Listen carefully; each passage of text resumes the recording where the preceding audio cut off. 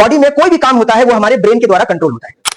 हमारी बॉडी में कोई हार्मोन रिलीज होगा, उसका इनडायरेक्टली जो कंट्रोल होता है वो कौन करता है? ब्रेन करता है। हमारे ब्रेन का एक हिस्सा होता है जिसका नाम है हाइपोथैलेमस। जोर से बोलो, हाइपोथैलेमस। हाइपोथैलेमस जो कंट्रोल करता है वो करता है पिट्यूटरी ग्लैंड को, हिंदी में बोलते हैं पीयूष ग्रंथि को। किसको? पीयूष ग्रंथि या पिट्यूटरी ग्लैंड। और याद रखिए, पिट्यूटरी ग्लैंड को master gland of your body बोला जाता है। जानते हो पीयूष ग्रंथि को क्या बोलते हैं? मास्टर ग्रंथि। अब जरा सोचो, अगर आप पिट्यूटरी को मास्टर ग्लैंड कह रहे हो, अगर इस मास्टर ग्लैंड को जो रेगुलेट करेगा तो इसका भी मास्टर होगा। अरे बोलो, अगर तुम कल जाके मास्टर बन जाओ और तुम्हारा मास्टर मैं हूं और तुम्हारे स्टूडेंट मुझे क्या कहेंगे? Master of the master. तो सेम तरीके से पिट्यूटरी ग्लैंड जो होता है, पिट्यूटरी ग्लैंड मास्टर ग्लैंड और hypothalamus master of the master gland. बात समझ में आ रही है? ये पूछा जाता है आपको, ऑब्जेक्टिव टाइप के क्वेश्चन में पूछा जाएगा, मास्टर ऑफ मास्टर ग्लैंड किसको कहते हैं? ग्रंथि किसे कहते हैं? तो याद रखना है, किसको बोलेंगे? याद रखिए, मैंने आपको बोला हाइपोथैलेमस है साहब। हाइपोथैलेमस ने ऑर्डर दिया एक तरीके से हार्मोन रिलीज करने का जिसका नाम है GnRH। बोलो, उसका फुल फॉर्म क्या होता है? Gonadotropin releasing hormone. बोलो, गोनाडोट्रोपिन रिलीजिंग हार्मोन। अब उसका शॉर्ट फॉर्म क्या बोलते हैं? GnRH। अब हिंदी वाले को भी यही याद रखना पड़ेगा, शॉर्ट फॉर्म है ये GnRH, यानी गोनाडोट्रोपिन रिलीजिंग हार्मोन। तो अपना मैसेज हाइपोथैलेमस ने गोनाडोट्रोपिन रिलीजिंग हार्मोन में दिया और बोला जाओ पिट्यूटरी के पास में। वो गया पिट्यूटरी के, भैया उठ जाओ, किसी का मैसेज आया, यानी मास्टर साहब जो है, मास्टर ऑफ मास्टर साहब, उन्होंने आपको बोला है तुम काम करने लग जाओ। तो पिट्यूटरी ग्लैंड बोलता है अच्छा ठीक है, बोलो क्या काम करना है? तो पिट्यूटरी ग्लैंड करता है कि अच्छा हाइपोथैलेमस की तरफ से ये ऑर्डर आया कि तुम 2 हार्मोन रिलीज करो। कितने? 2। एक हार्मोन का नाम है FSH और एक का नाम है LH। चुप हो जाइए। ह्यूमन रिप्रोडक्शन हम लोग पढ़ रहे थे, मानव या मनुष्य प्रजनन में। चैप्टर में हम लोग पहुंच चुके हैं, मेल रिप्रोडक्टिव सिस्टम लगभग एंड पे है और अब हम लोग पढ़ रहे हैं गैमेटोजेनेसिस में। और उससे पहले हमने आपको बताया था कि एक हेडिंग हमें पढ़नी है, वो है क्रॉस सेक्शन ऑफ टेस्टिस, यानी वृषण का या वृषण की अनुप्रस्थ काट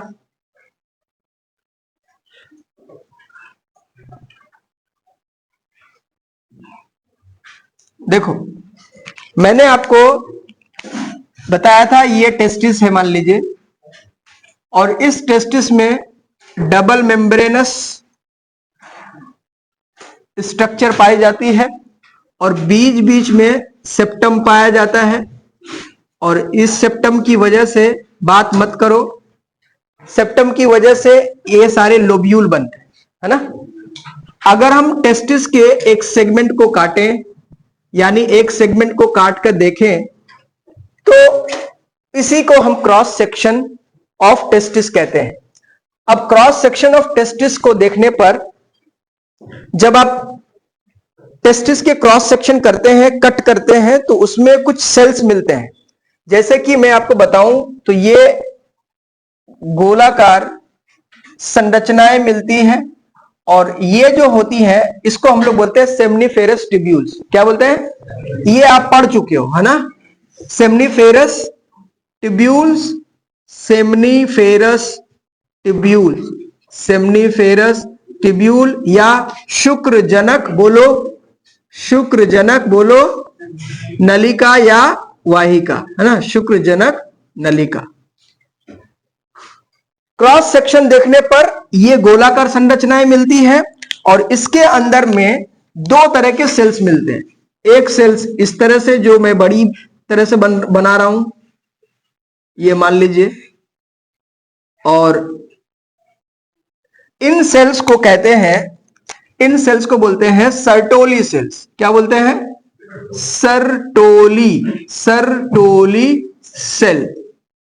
अब ये सर्टोली सेल या इसका दूसरा नाम है नर्स सेल, नर्स सेल। ये सर्टोली सेल भी क्या काम करते हैं इसके बारे में डिटेल में चर्चा करेंगे। इसका हिंदी में भी सर्टोली ही बोलते हैं, सर्टोली कोशिका। देखो, सर्टोली कोशिका या नर्स सेल, नर्स का मतलब होता है वो नर्स जो कि पेशेंट का देखभाल करती है। जनरली हम लोग हॉस्पिटल्स में जाते हैं तो नर्स का काम यही होता है, दवाई देना, पेशेंट का ख्याल रखना, कौन सी चीजें जरूरत है वही है।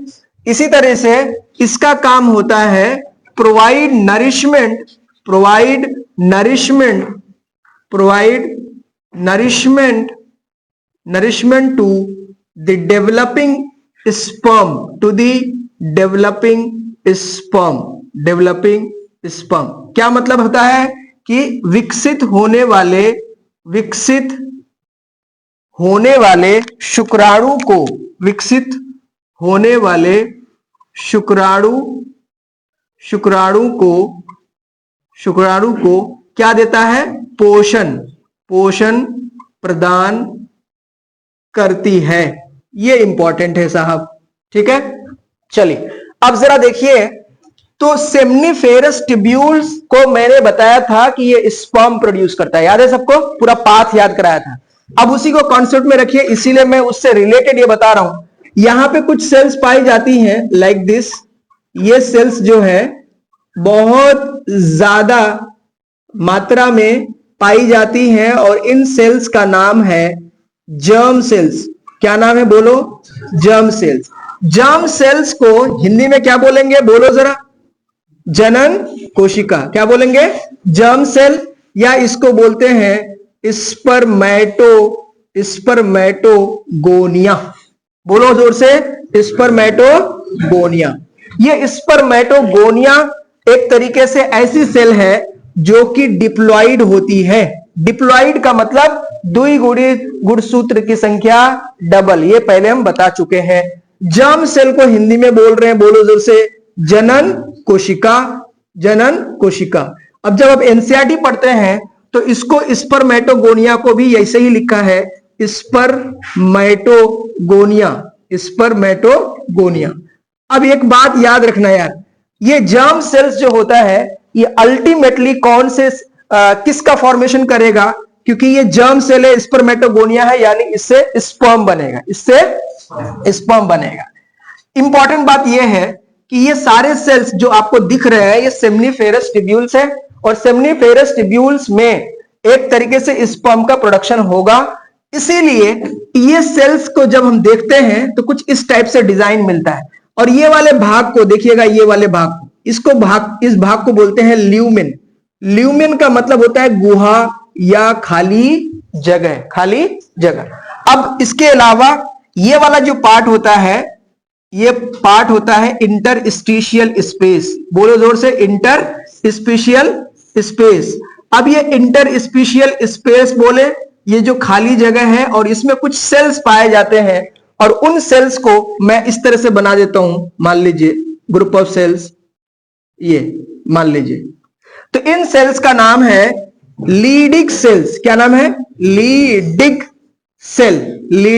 सेल, या इसको बोलते हैं इंटरस्टिशियल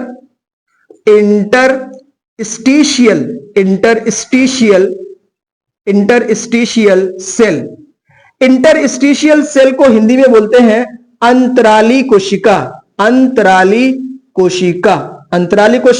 और लीडिंग को ऐसे ही बोलते हैं, तो हम लीडिंग कोशिका ही याद रखेंगे।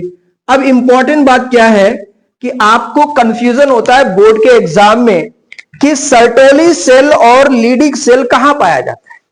याद रखिएगा, सर्टोली सेल हमेशा सेमनीफेरस ट्यूब्यूल्स के अंदर में पाया जाता है, जबकि इंटरस्टिशियल सेल जो होती है वो सेमनीफेरस ट्यूब्यूल्स के बाहर में पाई जाती है। ये ध्यान रखना है, ठीक है। ये डायग्राम भी जब आप एग्जाम में जाएंगे तो एग्जाम में आपको ये क्लियर कट पिक्चर याद रहेगा कि सर्टोली सेल ब्लू कलर से हमसे बना रहे हैं और वो जो है आउटसाइड ऑफ दी सर्टोली है, सेमनीफेरस ट्यूब्यूल है। क्लियर है? अब इस लीडिंग सेल का काम क्या होता है, ये इंपॉर्टेंट है। लीडिंग सेल और यहां पे आपका एक तरीके से नर्व सेल का काम मैंने आपको बताया कि ये काम क्या करती है, विकसित होने वाले यानी स्पर्म को खाना पीना देता है, ठीक है। तो पहले आप हेडिंग लिखिए, ये बनाइए, और जो फंक्शंस मैंने लिखवाए हैं साथ में ही ऐसे लिख लीजिएगा। सर्टोली सेल के बारे में ये वाली बात याद होनी चाहिए, और जर्म सेल के बारे में ये बात याद होनी चाहिए। अलग से हेडिंग लिखाने की जरूरत है क्या? ये नहीं ना, यहां लिख दिया, वापस से हेडिंग डालूं लीडिंग सेल, फिर ये 2 पॉइंट लिखाऊं, जरूरत तो है नहीं, लिख लीजिए। अब कुछ बातें इसको मैं मिटा रहा हूं अभी। देखो, ये इंटरस्टिशियल क्या है? स्पेस है। मैंने यहां लिखा है कहीं क्या? नहीं लिखा। ये वाला स्पेस किसे कहते हैं? Interstitial space. तुम जब एनसीईआरटी पढ़ोगे ना, एक एक लाइन बता रहा हूं, एक भी लाइन नहीं छूट रहा है, हेडिंग तो छोड़ो, लाइन भी नहीं छोड़ रहे हैं हम, तुम देखना पढ़कर।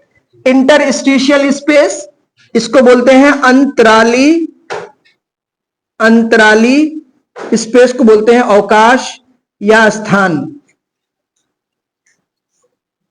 देखना, अब सवाल पूछा गया है इस इंटरस्टिशियल स्पेस में कौन कौन सी कोशिकाएं होती हैं या कौन कौन से कंपोनेंट्स या घटक होते हैं।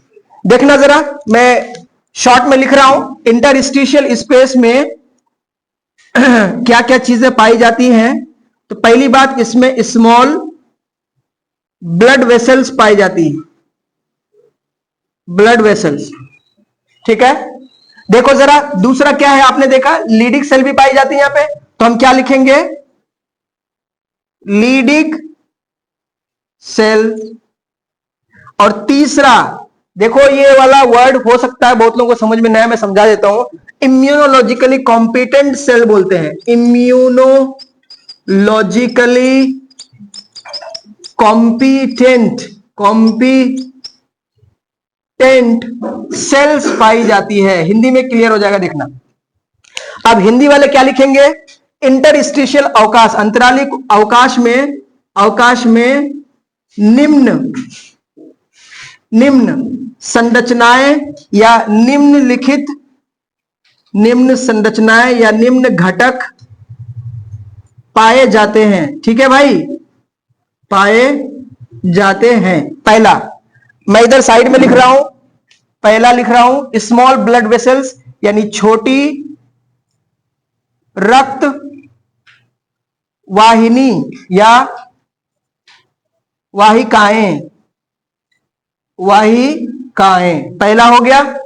दूसरा आप लिखेंगे, जैसे लीडिक कोशिका लिखा है, यहां भी लीडिक कोशिका लिखेंगे, लीडिक कोशिका या कोशिकाएं, लीडिक कोशिकाएं।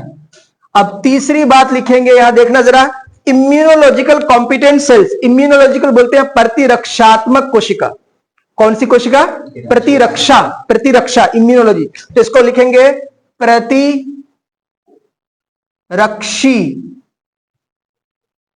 कोशिकाएं।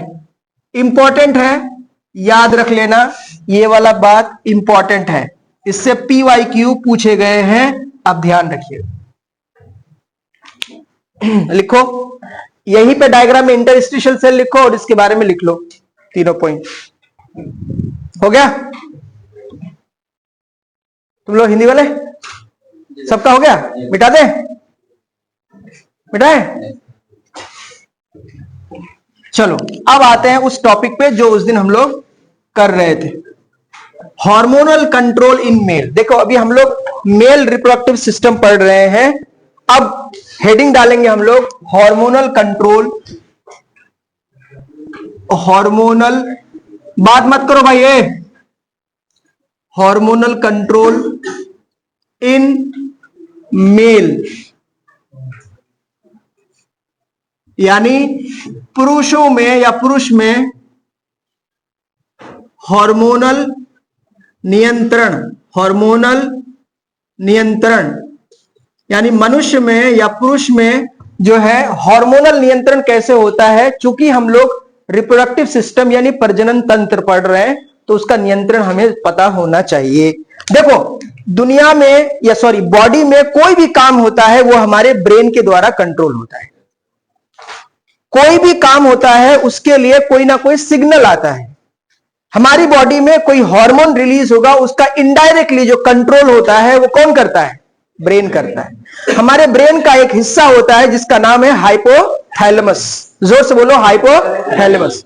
हाइपोथैलेमस जो कंट्रोल करता है वो करता है पिट्यूटरी ग्लैंड को, हिंदी में बोलते हैं पीयूष ग्रंथि को। किसको, पीयूष ग्रंथि या पिट्यूटरी ग्लैंड। और याद रखिए पिट्यूटरी ग्लैंड को master gland of your body बोला जाता है। जानते हो पीयूष ग्रंथि को क्या बोलते हैं, मास्टर ग्रंथि। अब जरा सोचो, अगर आप पिट्यूटरी को मास्टर ग्लैंड कह रहे हो, अगर इस मास्टर ग्लैंड को जो रेगुलेट करेगा तो इसका भी मास्टर होगा।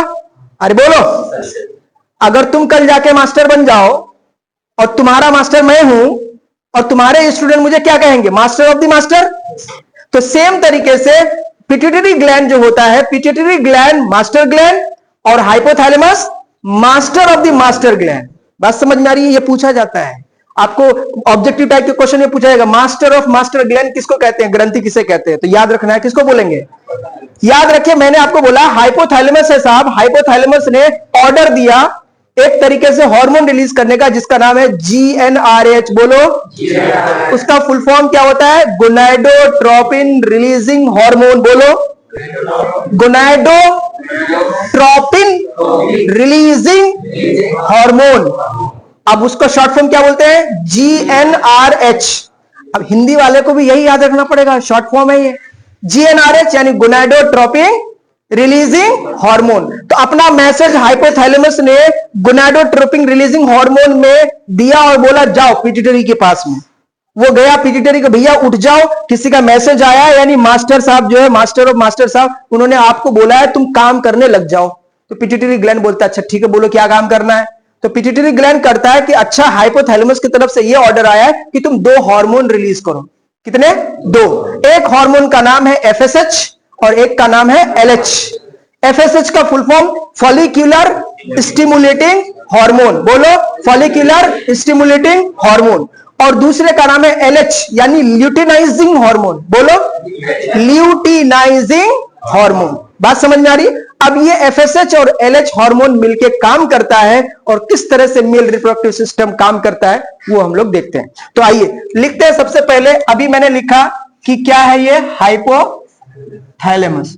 अब हाइपोथैलेमस को याद रखने के लिए आप हिंदी में भी हाइपोथैलेमस ही बोलिए, ज्यादा अच्छा रहेगा। मैं लिख देता हूं हाइपोथैलेमस, बहुत ही कॉमन है, आपने पढ़ा भी होगा और बात मत करो।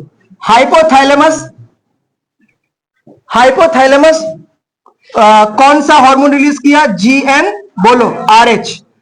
GnRH का फुल फॉर्म बताया, बोलो गोनाडोट्रोपिन। बोलो, gonadotropin releasing hormone, releasing hormone, gonadotropin releasing hormone. ये जितनी बार मैं बोलूं आप भी दोहराइए, याद होता है। ये क्या करेगा, पिट्यूटरी ग्लैंड को और उसके अग्रभाग को, यानी इंटीरियर पिट्यूटरी को, इंटीरियर पिट्यूटरी को स्टिमुलेट करेगा। इंटीरियर पिट्यूटरी ग्लैंड को स्टिमुलेट किया यानी उद्दीपित किया, स्टिमुलेट किया यानी उद्दीपित किया। और स्टिमुलेट करने के बाद ये इंटीरियर पिट्यूटरी 2 हार्मोन को स्रावित करता है। एक को बोला क्या, बोलो FSH, और एक है आपका LH या ICH भी बोलते हैं, LH। FSH का फुल फॉर्म क्या बोला, फॉलिक्यूलर। बोलो जोर से, फॉलिक्यूलर। या हार्मोन आगे बहुत बार आएगा इसलिए अभी याद कर लो, फॉलिक्यूलर स्टिमुलेटिंग हार्मोन। हिंदी में लिखूं या यही रहने दूं, यही रहने दे क्योंकि फुल फॉर्म है। इसी तरीके से LH है, यानी ल्यूटिनाइजिंग, ल्यूटिनाइजिंग बोलो हार्मोन, सिंपली ल्यूटिनाइजिंग हार्मोन। अब जरा देखो यार, FSH और LH जो है मेल और फीमेल दोनों में रिलीज होता है। यानी मनुष्य में अगर बात किया जाए तो महिलाओं में भी ये दोनों हार्मोन रिलीज होता है और पुरुषों में भी। लेकिन जो FSH हार्मोन होता है, FSH हार्मोन क्या काम करता है, ये FSH हार्मोन काम करता है, अभी मैंने आपको बताया, एक सेल होती है जिसका नाम है, बोलो सर्टोली सेल। अब मुझे बताओ, सर्टोली सेल सेमनीफेरस ट्यूब्यूल के अंदर में पाया जाता है कि बाहर में? अंदर में पाया जाता है। बाहर में कौन सी सेल पाई जाती है, अरे बोलो जल्दी से, लीडिंग सेल। याद रखो, कौन सा, लीडिंग सेल। अब इसमें 2 चीजें हैं। मैंने अभी एक हार्मोन बताया आपको, इनहिबिन। क्या बताया, इनहिबिन। अब ये इनहिबिन को हिंदी में लिखो, अंग्रेजी में लिखो, एक ही बात। और सर्टोली सेल को भी मैंने हिंदी में लिखा था, सेम ही है ना। तो यहां पे लिख देता हूं सर्टोली कोशिका, सर्टोली कोशिका। अब ये सर्टोली कोशिका यानी इनहिबिन हार्मोन जो है वापस इसमें फीडबैक देता है। मैकेनिज्म इसको नेगेटिव फीडबैक बोलते हैं। आगे समझाते हैं क्या होता है। देखो पॉजिटिव जहां लिखू इसका मतलब यह है कि वो चीजों को स्टिमुलेट कर रहा है, आगे बढ़ा रहा है। जैसे मशीन चालू करते हैं, पॉजिटिव है, मशीन को बंद कर रहे हैं, ये क्या है, नेगेटिव है। तो जब भी हम लोग इनहिबिन हार्मोन या इनहिबिट यानी माइनस साइन लगाएंगे, इसका मतलब है FSH के काम को रोकना। जहां भी लगेगा। बात समझ में आ रही है? आगे हम बताएंगे कैसे होता है। इसके अलावा जो सर्टोली सेल्स है, इसके कुछ फैक्टर्स रिलीज होते हैं। फैक्टर्स, ये जो है सर्टेन फैक्टर्स को रिलीज करते हैं। सर्टेन फैक्टर्स, और ये सर्टेन फैक्टर्स क्या करता है? ये प्रोसेस करता है स्पर्मियोजेनेसिस। स्पर्मियोजेनेसिस क्या होता है कुछ देर में समझेंगे। पहले आप लिख लीजिए सर्टेन फैक्टर्स, लिखिए, शुरू कीजिए। सर्टेन फैक्टर्स यानी कुछ कारकों को, कुछ कारक मुक्त होते हैं, स्पर्मियोजेनेसिस होता है। अब आते हैं ल्यूटिनाइजिंग हार्मोन पे।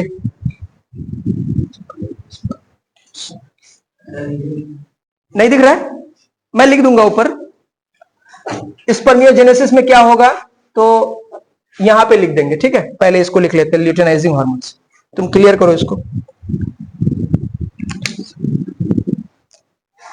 यहां पे सिक्रेट होता है LH से, यानी ये काम करेगा लीडिक सेल पे, और लीडिक जो सेल है, अभी मैंने आपको बताया कि ये रिलीज करेगा किसको?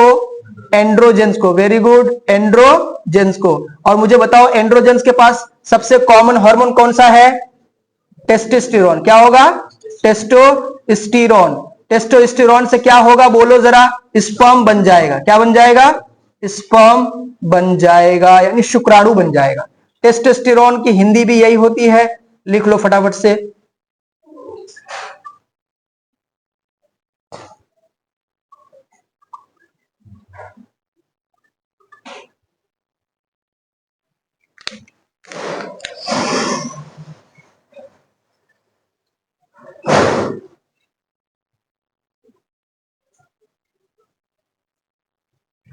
हो गया? चलिए यहां पे मैं लिख देता हूं नीचे वाला, शुक्राणु जनन बोलते हैं इसको, शुक्राणु जनन। अब शुक्राणु जनन का मतलब यह होता है शुक्राणु बनने की प्रक्रिया, है ना। तो इसको क्या लिखेंगे हम? यानी यहां पे मैंने लिखा है स्पर्मेटिड। स्पर्मेटिड, ये जहां जहां एनसीईआरटी में हिंदी लिखा हुआ है मैं वो लिख रहा हूं। स्पर्मेटिड से बनेगा क्या? शुक्राणु।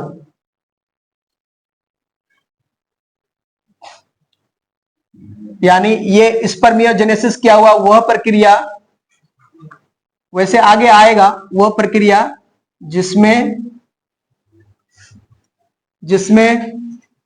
स्पर्मेटिड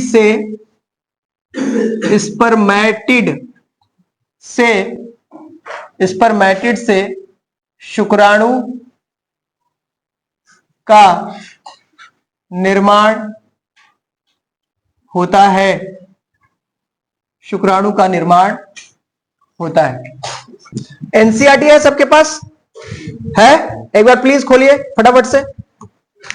जिसके पास एनसीईआरटी है निकालिए, हिंदी इंग्लिश दोनों। मैं आपको बताता हूं कहां से क्या चीजें, ये चार्ट मैंने कहां से ड्रॉ किया है।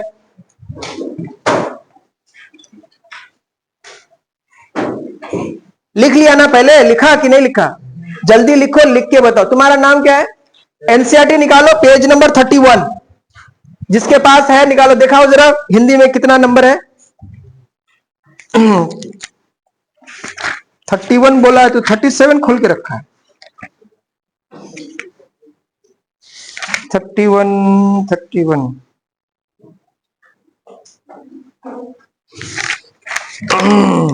ये 34 में है, यहां पे 34 हिंदी वाला, यहां पे 34। लो ये वाला पैराग्राफ एक बार सब लोग ध्यान से देखिए। मैं एनसीईआरटी की लाइनें पढ़ रहा हूं, आप भी देखिए मेरे पास। देखिए सबसे सब लोग। Spermatogenesis starts at the age of puberty due to significant increase in the secretion of gonadotropin releasing hormone। याद है? ये लिखा मैंने। उसके बाद देखिए this, if you recall a hypothalamic hormone, the increased level of GnRH then acts as the anterior pituitary at the anterior pituitary gland and stimulates the secretion of two gonadotropins, luteinizing hormone and follicle stimulating hormone।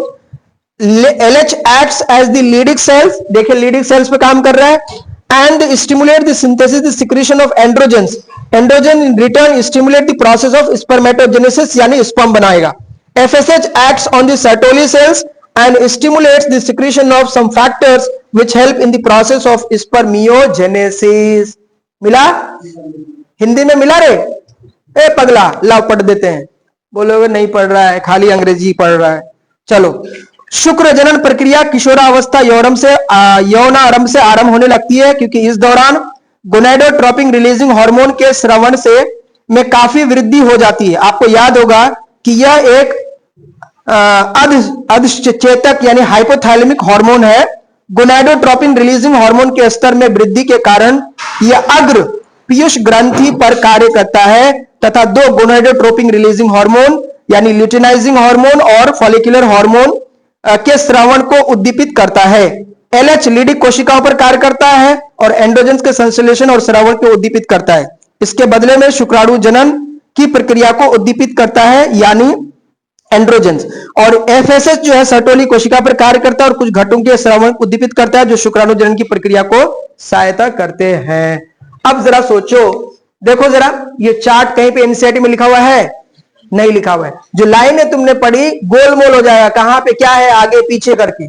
इस chart को बनाने का मतलब यह है कि अगर आपको पूछा जाए मेल हार्मोन या मेल में हार्मोन के द्वारा नियंत्रण कैसे होता है, जरा से ध्यान से देखिए मेरे तरफ, सब लोग याद रखेंगे हम लोग। देखिए ध्यान से देखिए, हमने क्या बोला, पहले भी मैंने इस ड्रॉ को करने के पहले बोला था कि हमारे पास ब्रेन है, ब्रेन हाइपोथैलेमस। देखो हाइपोथैलेमस से टेस्टिस तक कैसे हार्मोन रिलीज होता है या रेगुलेट होता है उसके बारे में। हाइपोथैलेमस ने एक गोनेडोट्रोपिन रिलीजिंग हार्मोन को रिलीज किया, लिखा मैंने, बोलो। गोनेडोट्रोपिन रिलीजिंग हार्मोन किस पर काम करता है? एंटीरियर पिट्यूटरी यानी अग्र पीयूष ग्रंथि, आगे वाले भाग में। इस एंटीरियर पिट्यूटरी को स्टिमुलेट करता है और ये क्या करता है, दो हार्मोन को क्या करता है, बोलो, स्रावित करता है। क्या करता है? स्रावित करता है। कौन से हार्मोन? एक है एफएसएच और एक है एलएच। एफएसएच क्या काम करता है? अभी मैंने बोला ये सर्टोली सेल पर काम करेगा। एरो लगाने का मतलब है कि इसके बाद ये काम आएगा। बात समझ में आई? सर्टोली सेल्स दो हार्मोन को रिलीज कर रहा है, एक है इनहिबिन और एक है आपका सर्टेन फैक्टर्स यानी कुछ कारक, ऐसे कारक जो स्पर्मेटोजेनेसिस को स्टार्ट करता है यानी शुक्राणु जनन, स्पर्म बने। तो स्पर्मियोजेनेसिस में क्या होगा, स्पर्मेटिड बनेगा, फिर स्पर्म बन जाएगा, ये क्रिया खत्म। इनहिबिन क्या करता है, एफएसएच को जब ये काम हो जाता है बोलता भैया अब काम रोक दो। अरे पानी तुमने मशीन लगा के भर दिया टंकी, उसके बाद तो एक सिग्नल जाएगा ना। देखो आजकल अलार्म लगा रहता है, पानी की टंकी भर गई है, कृपया मोटर बंद करें, अलार्म लगा होता है। इसका मतलब क्या, नेगेटिव फीडबैक दे रहा है कि भैया अब तुम रुक जाओ। तो ऐसे ही इनहिबिन जाकर इनहिबिट करेगा एफएसएच को कि बंद कर दो, अब ये काम, स्पर्म बहुत बन गया, अब नहीं बनाना। समझ गए? अब दूसरी तरफ आते हैं, एलएच हार्मोन क्या करेगा, अभी मैंने बताया। देखो यहां पे सारी बातें तुम्हें पता है, लीडिंग सेल का काम क्या है वो भी बताया है ना। उसके अलावा एंड्रोजन क्या करता है वो भी बताया है, और एंड्रोजन से स्पर्म बनता है। तो कुल मिला के यहां पे सिर्फ एक नई चीज आई आपके लिए, एलएच, यानी ये हार्मोन का नाम है ल्यूटिनाइजिंग हार्मोन। तुम पहली बार सुन रहे हो, अभी बहुत बार सुनोगे, फीमेल में, फिर मेंस्ट्रुअल साइकिल में, तब तक तुम्हें याद हो जाएगा। एलएच ने काम किया लीडिंग पे और लीडिंग ने एंड्रोजन पे, ये सीक्वेंस तुम जानते हो। समझ में आ गया? इसको स्पर्मियोजेनेसिस किसे कहते हैं? मैंने लिखा शुक्राणु जनन यानी formation of sperm from spermatid. याद हुआ? अब अगर हार्मोनल कंट्रोल पूछे तुम्हें, कुछ नहीं, ये चार्ट लिख दो, पूरा का पूरा मार्क्स मिलेगा। चीजें याद रखोगे, भूल जाओगे। ये चार्ट एक दो बार प्रैक्टिस कर लोगे, बिल्कुल तुम्हें दिमाग में छप जाएगा, और मैथमेटिक्स की तरह बायो में भी नंबर मिल लेता है। हो गया? इसमें कोई डाउट है? बोलो। नहीं? चलिए, अगर इसमें डाउट नहीं है तो ये एक तरीके से टॉपिक कंप्लीट हुआ। अब हम नेक्स्ट टॉपिक की ओर बढ़ेंगे, और वो है हमारा स्पर्मेटोजेनेसिस।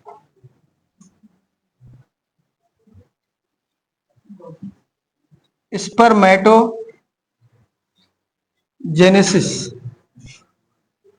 यानी हिंदी में शुक्राणु जनन।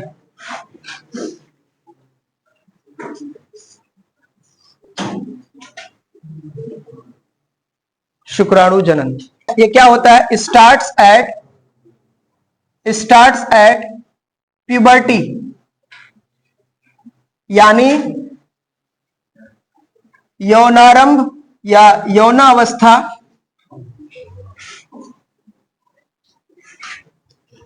में यह प्रक्रिया प्रारंभ होती है, प्रारंभ होती है।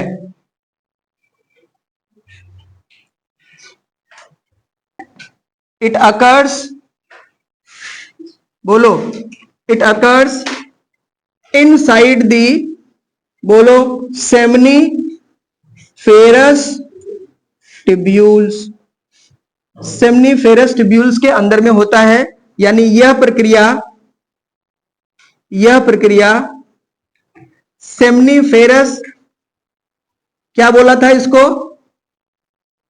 शुक्रजनक, क्या बोला था, अरे हिंदी क्या है इसकी, हाँ, शुक्र जनक वाहिका, शुक्रजनक वाहिकाओं में, यह प्रक्रिया शुक्रजनक वाहिकाओं में घटित होती है या घटती है, घटित होती है, या शुक्रजनक वाहिकाओं में संपन्न होती है, ऐसे लिख लेंगे, संपन्न होती है।